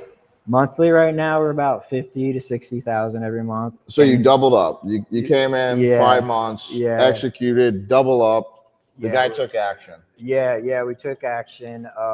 And that's with me not on the trailer no more. So I was able to step off the truck. Trailer. Now you're off the truck. I'm off the truck. So we pretty much doubled all the weekly revenue, and I was able to step off the truck and have trusted guys that can do all the jobs while I'm working on estimates. I get more time with my with all my customers to really try to sell it. I can schedule it better. I did the drip jobs and the secret weapons. So I did the whole thing, and it works. How's the secret weapon doing for you? The secret weapons is great. So she helped me set up the drip jobs. The drip jobs, I'm not the biggest technical person with all that stuff and the computer. I'm not a tech guy either. I didn't know how to do a Zoom meeting when I started gutter growth. Yeah, so I actually hired my mom's friend that was retired from doing computers, but that was a different type of computers, and she could hardly figure it out. I figured I was wasting money, so then I was like, all right, let me go over here, and reached out to you. Actually, I think we talked about it, and we got set up with the secret weapons. And I put her on it, and within 2 weeks, she had the whole thing, the whole drip jobs running. She has all my social media going. Right now, we're working on that data list. We got that going on, so we're setting up a package. Actually, Grant just showed me. I mentioned it to him. Yeah. I mentioned it to him. He said, "Oh, wait a minute, I got a package right here you can take pictures of." So she's working on that, and I got the drip job set up. She has it all automated, so 2 days after every time I do, before y'all, I never did one follow-up. Yeah. Either they want the gutters or they don't. I'm not gonna bug them. Yeah. That's kind of how I felt. They say like an average it could take 6 to 8 times to follow up for someone closes. Yeah. And so if you're just not doing it, and so it's great to have drip jobs or something that's automating it, and you're doing it every 2 to 5 to up to 15 days. Yeah. Yeah. So that's great, man. So it sounds like you got a good business that you're starting to build here. Yeah, it's going smoothly now. I'm looking forward to they're kind of expanding bigger now. I'm thinking that, in the next 6 months to a year, we should be hitting $100,000 a month. Yeah, well, it's funny because when I started, you looked at the area and you're like, you should be doing about 60 every month. I'm like, 60? Yeah, you didn't believe me, did you? No, I'm like, all right, guy. And then I hit 52 that month.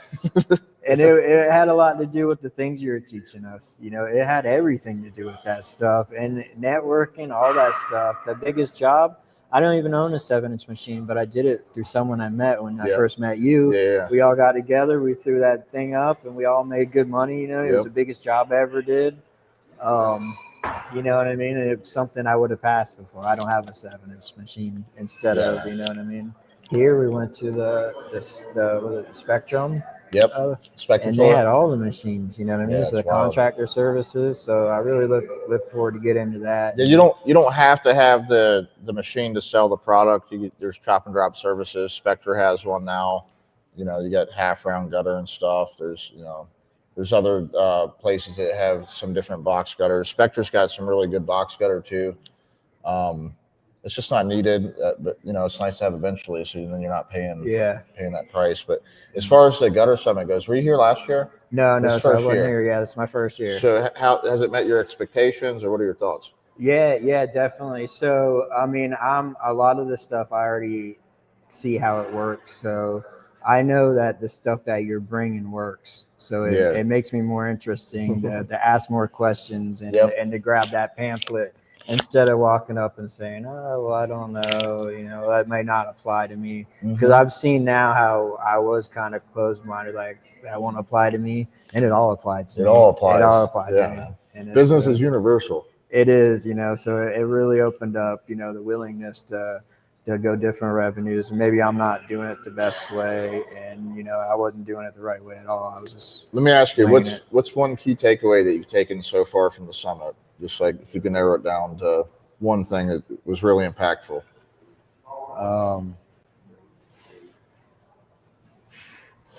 I guess the positivity here. Everything's so positive. And moving forward, to growing the business, everything is right in line with, let's grow. Let's, go further with our business. And the reason why positivity is so important and mindset so important is because it all really starts in the mind.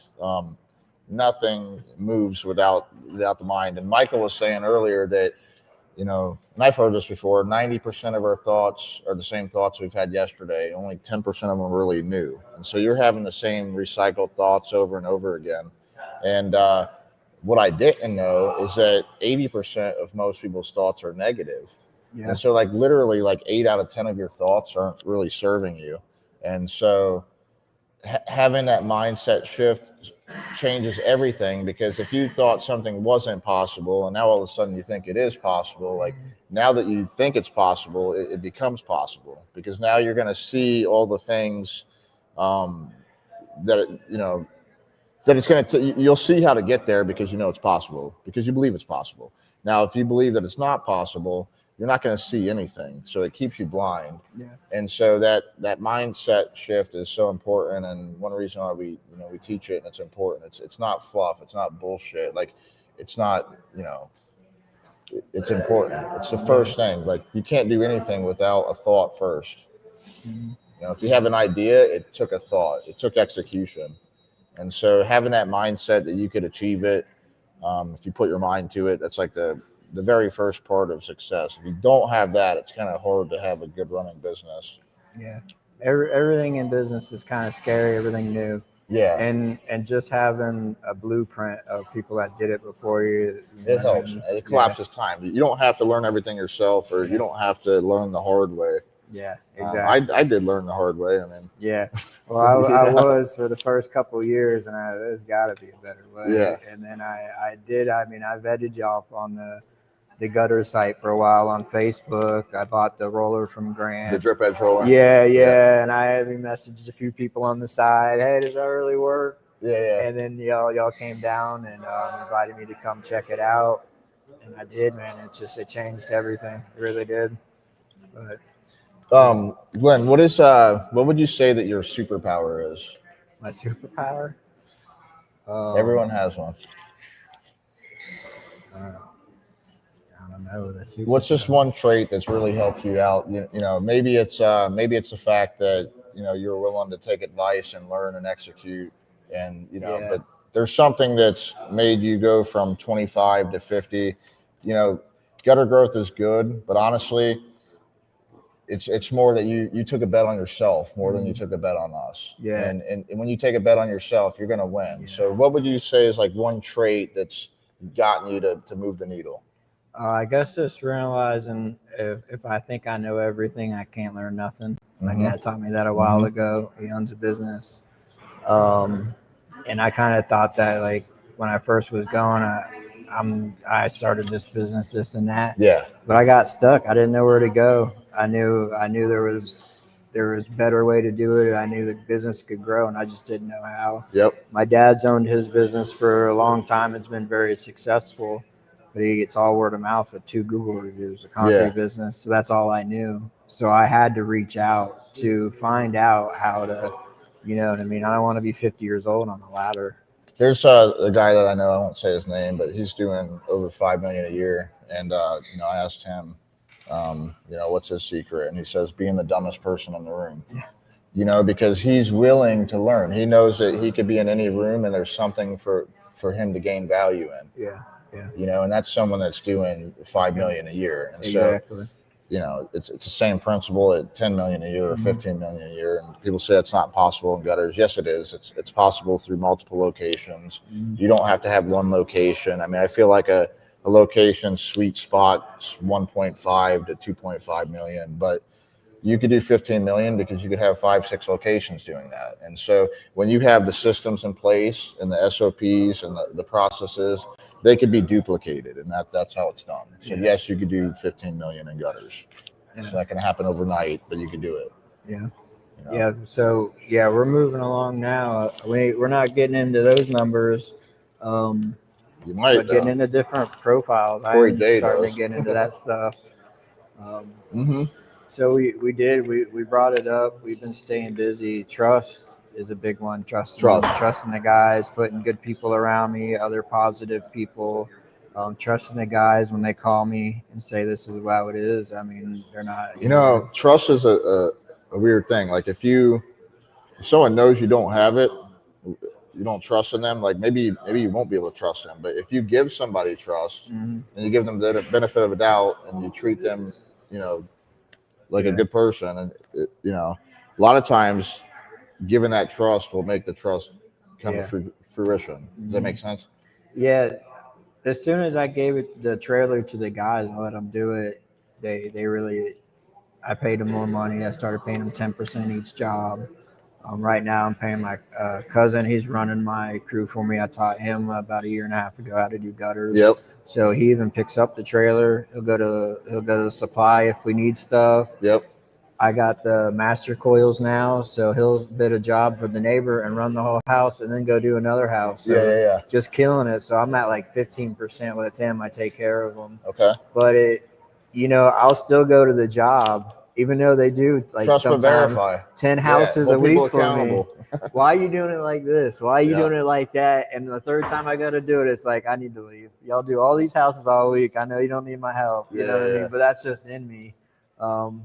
But getting away from that, I still want to, you know, point fingers, tell them how to do it. But man, they do a great job. I let them know that too. Y'all did a great job. I give them the bonuses, you know, when they finish everything all week. They did a good job. You know, I always try to throw them a little bit extra.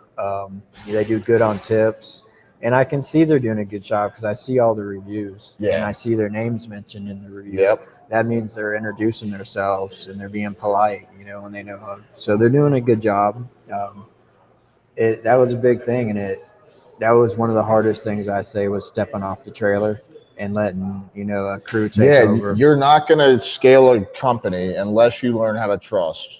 You're just not, because it takes people helping you and it takes people that you trust helping you. Yeah. And you got to extend that trust and help mentor them and, you know, develop them, you know, help develop their growth as well as yours. And to catch 22, because we started business because we think we know the best way and we want to be in charge, and that's who we are. But then it gets to a point where I had to say, look, I need to let y'all do this. You do a great job.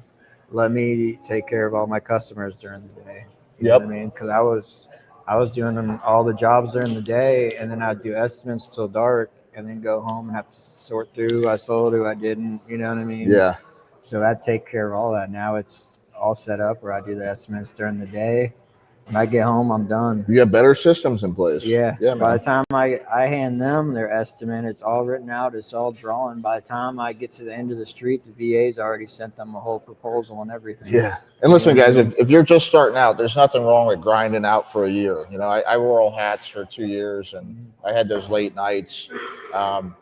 but it doesn't. It's not necessary. Like Yeah. it's totally not necessary. You could do it without doing that. And sometimes in the beginning, that's how it is. You wear as many hats as you can, and you start removing them one at a time. Yeah. Once you could unleash some of the power to someone else, like here, you're doing the installs now, you're answering the phones. That's when you start to scale, and it's not going to happen without trust and building good relationships with your employees. Yeah. So, I mean, you've been doing great. I'm super proud of you. You should be Yeah, proud of man, I yourself. appreciate everything. Yeah, man. man. I appreciate all y'all put on for us, man. So, it's cool that y'all are doing this for the industry. yeah, man. It's we love it. So, Yeah, absolutely, man. yes. Anytime. I appreciate you. Yeah, thanks. And thanks for coming on, brother. Yep, no problem. All right, guys, I'm signing off. Gutter Summit Day 2. We still got one more day. I'm going to be live again tomorrow. What's up, Johnny? You want to say hi? What's going on? I got John joining real quick. John killed it today. He opened us up with a fire speech. Yeah, dude. It's today was an amazing day. We still have how many hours? Oh man, I'm gonna be tired tonight. We still got the VIP party, you already know. cigars. Yeah, it's We're just gonna have a like ball. maybe my 8th coffee. We're glad that you guys are able to tune in, watch us. Like Tim, appreciate you, man. Everything I've been seeing, you've been crushing it. Yeah, man. We've been showing up for the best we can for the community, and I can't begin to express how grateful I am for everybody here, man. Like they're just like incredible. Like everybody here is just note taking. They're like you know the thing we talk about. Like you come here and they just most These people are hungry. They're here to learn. Most conventions, people come, and if you're watching, I'm sure you know this, but you go to a convention and it's let me just listen and go home and nothing. There's no growth. Literally, Gutter Summit. It seems like everybody's just here to take action. Yes. It's a complete different mindset. Yes. I went in there earlier. That's contagious. And every single speaker is going. I'm watching people take notes, take pictures, video, and just like it's awesome, man. It's cool to see. Yeah, no doubt. Yep. And what I really love, man, is how many people that I'm finding out that we're helping change their lives. I mean, it's For real. Yeah, I mean, it's a good feeling. Yeah. It is a good feeling, man. I'll never forget it when Grant joined us. Yeah. And he's like, man, we just need to level up the industry. Remember that? That was his that's thing. his thing. It seems like that it took a couple years to really make that come to fruition, but it seems like everybody says, dude, you're just helping us level up in this industry. Like people need to take gutter serious. Yeah. Like it's a real business. Yeah. It's not a roofing add-on. No. You know, it's No, a standalone it's an business. Incredible business. Do you remember when you were doing it? And I remember telling you, I'm like, dude, there's no real gutter conventions. There's nobody's taking this industry serious. Yeah. That's what led to this moment. You and I have talking about it, saying, and there should be, and we're going to have the courage to step into it. Yeah. It's crazy. And you know, you've been a really great visionary.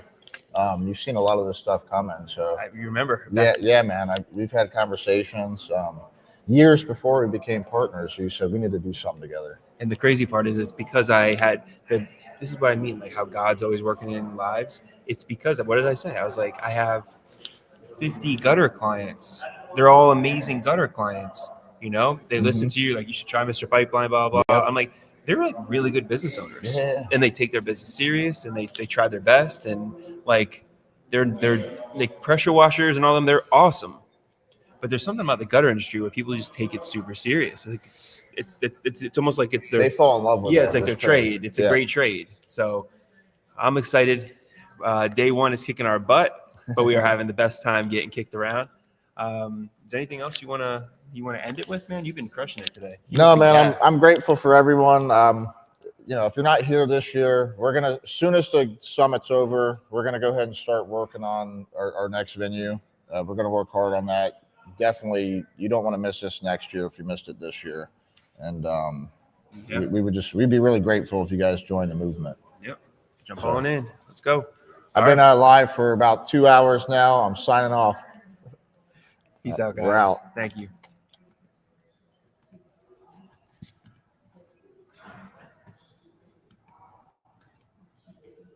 What is going on here? All right. And